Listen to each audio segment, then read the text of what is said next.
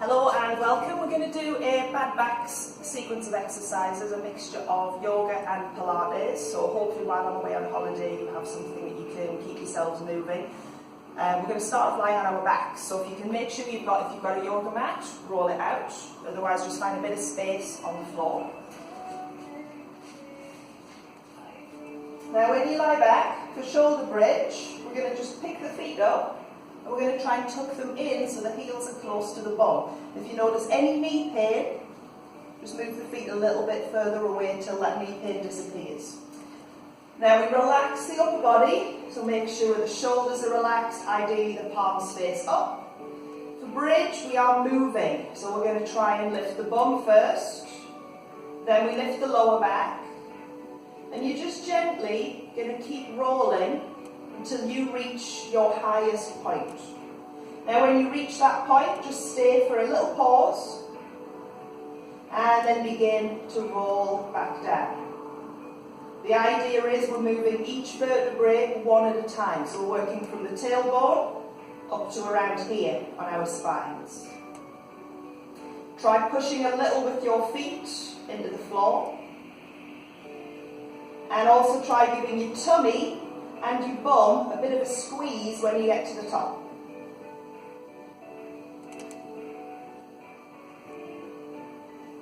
Now when you're happy with your movement, I'd like you to close your eyes. This will help you to connect further with the movement through the spine.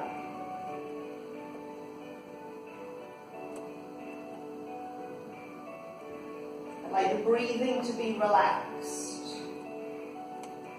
Now what I will offer you as a slight progression is to hold the hips a little bit longer.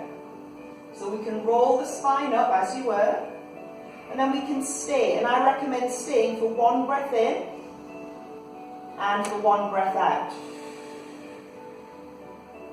And then slowly lowering down. Obviously if that feels too long, please shorten it to suit your lower back. If it's not long enough, stay up for longer. So you either continue, eyes are closed, we either continue just rolling up with a little hold at the top, or you roll up and you stay for one or more breaths in and out. This is a really nice warm-up to do for the spine. It's also a nice stretch out for the muscles across the front of the body. So if you've spent a lot of time sitting down, this is a really nice one to relax these muscles at the hips. Now we're going to do 3 more. I'm going to give you one further progression for those that would like it for the final 3. So you can ignore this or give it a go. For the progression, you hold at the top and you're going to tuck the arms underneath and lace the fingers together. Now ideally you're going to prop yourself on your upper arm. So I actually haven't got any part of my back touching the floor. So see how close to that position your body can go to. You may find you can lift higher, but please don't force anything. Again, one breath, in and out. You then relax the arms, so you're back on the upper back. And then you gently ease it down. Now we have 2 more. You choose which option you do for the final 2. I'll stick with that last one so you become more familiar with it.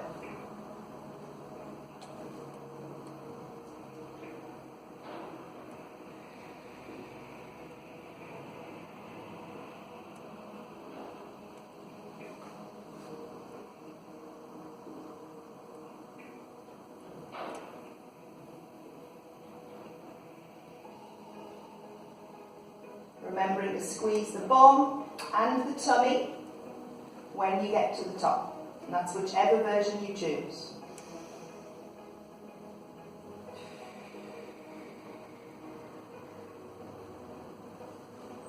When you've rolled down after your 3rd, gently bring the knees into the chest. Just give them a little hug. Now if you need more for your back, pull the knees in further so that your bum will actually roll up off the floor a little. You can also move from side to side. Now, to help release the spine further, You're going to bring your feet back onto the floor. I want your feet together and your knees touching. We're going to take the arms out wide with the palms up so you are relaxed. We're just going to slowly, keeping the feet down, just move the knees to one side. Bring them back to the middle. And then go across to the other side. Now you can keep both of the feet physically touching here. Or what I like to do is, as I've got my knees across to the side, I allow the other foot to stack on top. So as I move across, I lift my left foot up and I rest it on top of the right.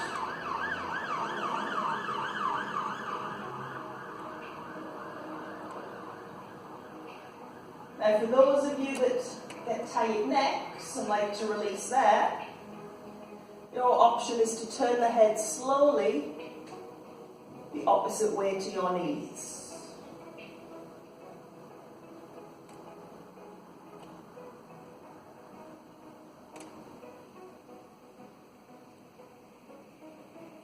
But if you prefer, just keep the head still and just work with the legs.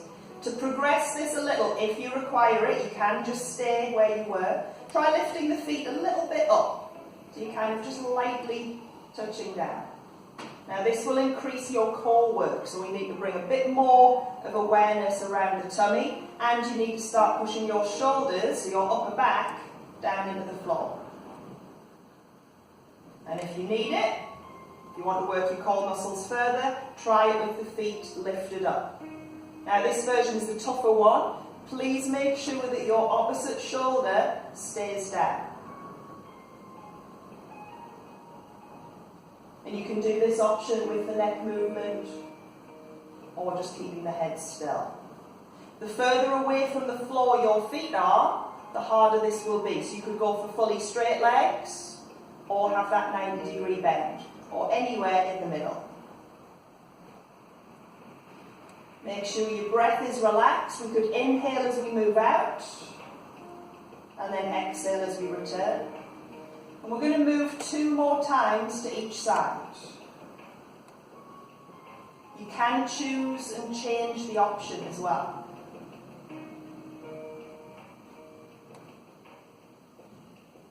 Let's do 1 more each way.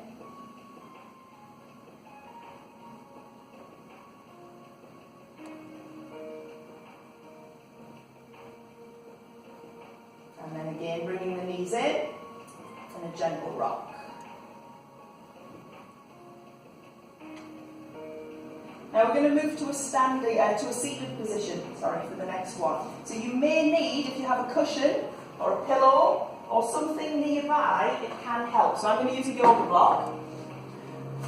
If you don't have anything, don't worry. You just need to find a comfortable seated position where you are able to maintain a tall spine. And often sitting on something like a block or like a cushion or a pillow, because it elevates the hips compared to the feet, it will make cross-legged a much easier position. So if this is where you would like to be, I do recommend having a little hunt around and see if there's something that you can sit on.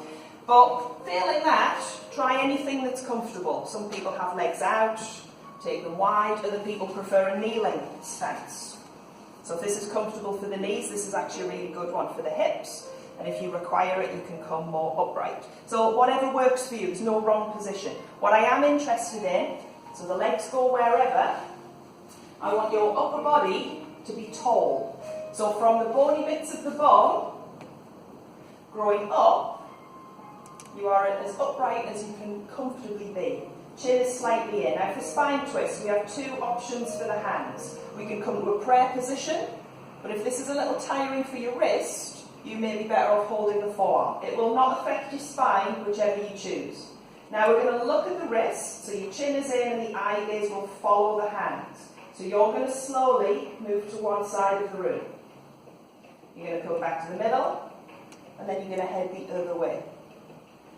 Now the elbows actually stay pretty much in line with the shoulders as well. So just begin to notice whether your movement is more from the shoulder joint. I want it to be from here. So around this bit across your upper back. That's where the muscles that twist, that's where they live. Now I'd like the breath to be relaxed. We could inhale to move out and exhale to come back, or you can just breathe however you can.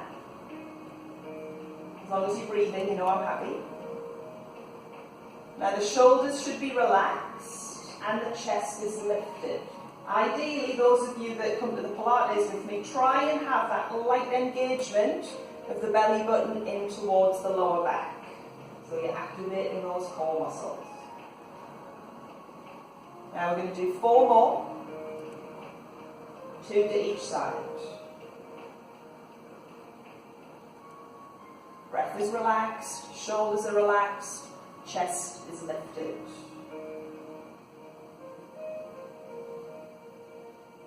And after number 4, if you were sitting on anything, you can just move it across to the side and just stay seated, but just find a comfortable rest position for you. So this can be anything at all. Just remember, wherever the legs go, you may find there's a stretch, especially if you fold your upper body forwards. So you can add any movements you want. Now I want to do a little bit more for the core muscles. So we're going to come to, this is a yoga posture called boat. I want you to again find the bony bits of the bum. Please don't sit on anything, just be on the floor for this one because this is a balanced posture. So find the bony bits, try lifting your spine up and either hold on to the back of the leg or have your fingertips or your hands on the floor. Now lifting your chest, give me a little lean back to a point where you can feel around your tummy and your back has suddenly kind of clamped down, so you can feel there's some work happening. Now you can just stay here. The body is going to do its best to stop you from falling back. That's what these muscles are firing for. The hands are there just so that you feel more comfortable and that you know you won't fall back. Now elevate the chest.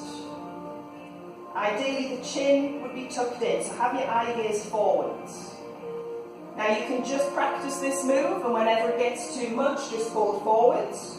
It is very normal to feel these muscles here, so please don't panic if that's the bit that's getting tight. It's doing a lot of work. So the chest is high. Those of you that want a little bit more, we do it without the hands. So already now this is all about the core. The full posture is to lift the feet. Now you can do this with the hands on the legs or on the floor. So if you need that support, just have a little lift up. Now if this is the first time you've done it, what I recommend is just doing a little lift. Literally just hop them up and then pop them straight back down. So get into position, try a little hover, and then bring your body weight forwards and just allow your brain and your muscles a chance to learn the move and to trust that it's not going to go wrong. Now for those of you that can manage this, you go for everything together, and if possible lift the feet till they're in line with the knees. So I want you to find your position, whether you're practicing hopping up, whether you're in a balance, whether the hands are up or down, and I would like 3 breaths, squeezing through the tummy, breathing in, breathing out. Breathing in, breathing out. One more, breathing in, and breathing out. And then again, choose a comfortable rest position.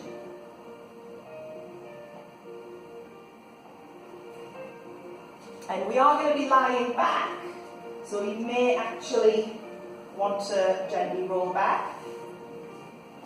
If your hips are tired, this is the best release for you, is to lie flat on your back with the legs stretched out. Now if you stayed seated for that rest, if I can now get you please to roll onto your back, and we're going to go into a hamstring stretch. Now sometimes with a hamstring stretch, we'll get a better stretch if we use something around the foot. So I'm going to work with the left leg.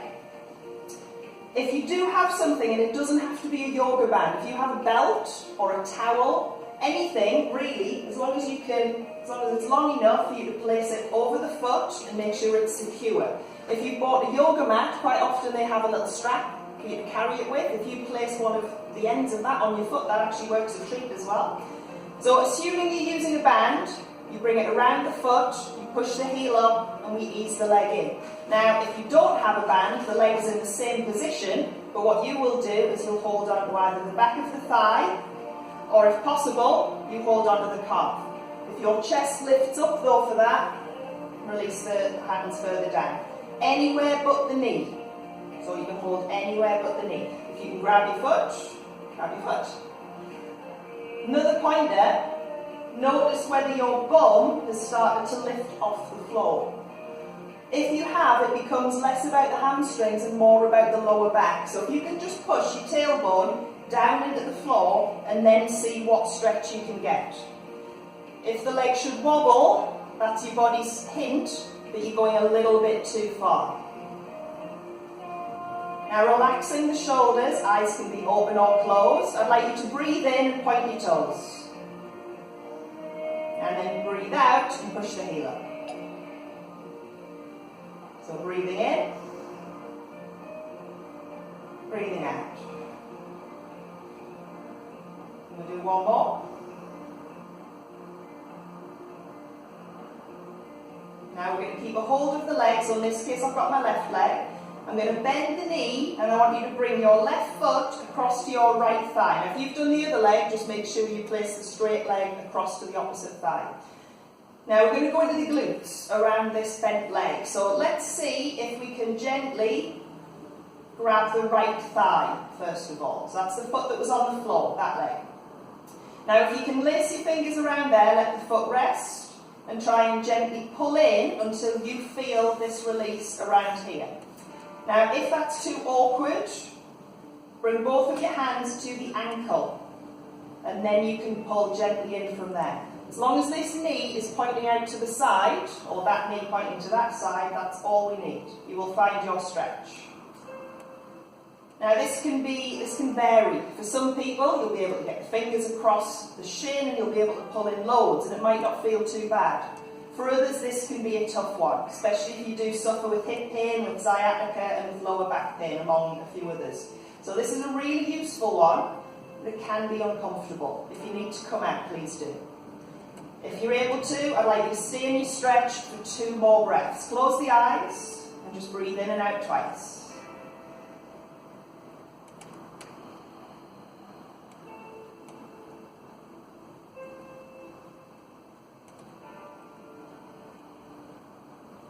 And after that second out breath, bring both of the feet down and just give them a little shake just to loosen up around the thighs. And then we're going to go for our straight leg on the opposite side. So I'm going to go for my right leg. If you were using a band, the setup is the same. You place it safely around the sole of the foot. Make sure it's not going anywhere and that you've got a good grip. And you begin to pull gently in. If you don't have a band, hold on to the shin and calf area, or hold on around your thigh, or if you grab your foot, grab your foot. The bum is down, the shoulders are relaxed, and the leg doesn't shake or wobble. Pushing the heel up has this effect of stretching out around your calf area. So hopefully you're getting it through the whole leg, but you may find it's more here, or it might be more there. It will vary person to person. However, the body is very good at finding its stretch, the one that you need. For those of you using a band, you may want to just work with one hand at a time, especially if you're starting to feel like it's getting a little bit tired. So you can just hold with one. Some people like to loop it around. Depends what you've got, if you've got something that moves or not. Now we're going to work with moving through the foot. So again, if you can breathe in and point the toes up. And breathe out, pull them down. Try and keep the leg in the same stretch, same position.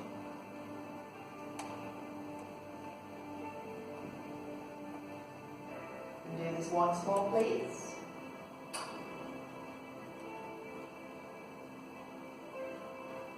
And then moving into the glute stretch. So bending the knee and placing the foot across onto the opposite thigh. Seeing if we can lace the fingers around that thigh. But failing that, if it's easier, we go for around the top of the shin or around the ankle area. And gently easing it. Remember, you may be able to reach that a little bit further. The bum is totally allowed to lift here. There's nothing wrong with that for this stretch. It may enhance it. And remember, if at any point you need to rest, just drop the foot down or even take the foot off on the opposite side, whatever you need. You may find one side hurts more.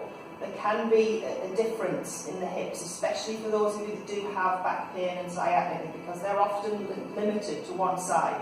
Sometimes that side can move as well. So just be aware and just take each leg to the maximum you're happy with today.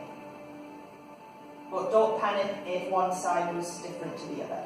Now close your eyes, give me 2 breaths, holding your stretch, possibly pulling in more, but otherwise just staying.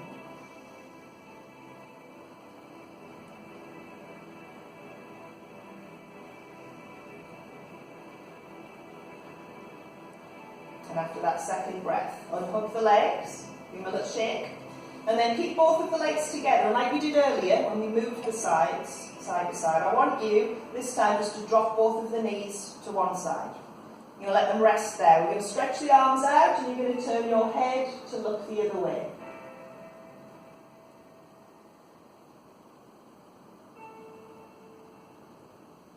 Now this stretch has both of the knees, one on top of each other. For some people, they like to take the leg that's nearest the ceiling and just move the knee a touch closer towards the chest. And then use the hand on that side to just ease it down a little. This is all about your lower back, so see how it feels. If it feels uncomfortable or if you need to come out or adjust it, please do. If you're in a position you can stay in, close the eyes, 2 breaths, in and out.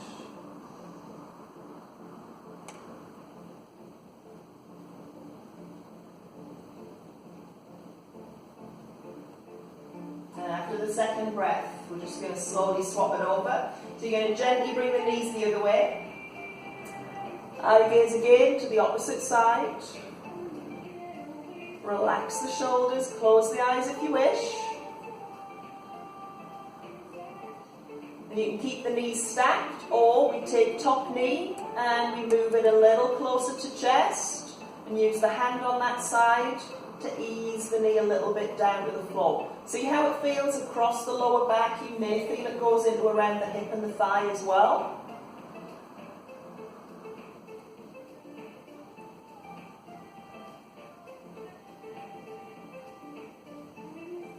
And if you can stay for 2 breaths to finish off, please.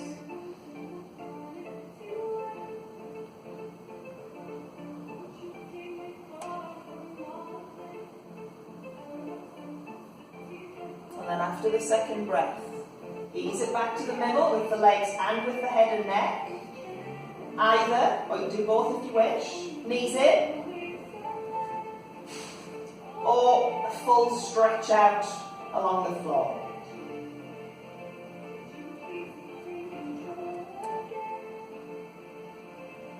And when you can spend a few moments here. If you're a bit short on time and you want to come up and carry on with your day, please do.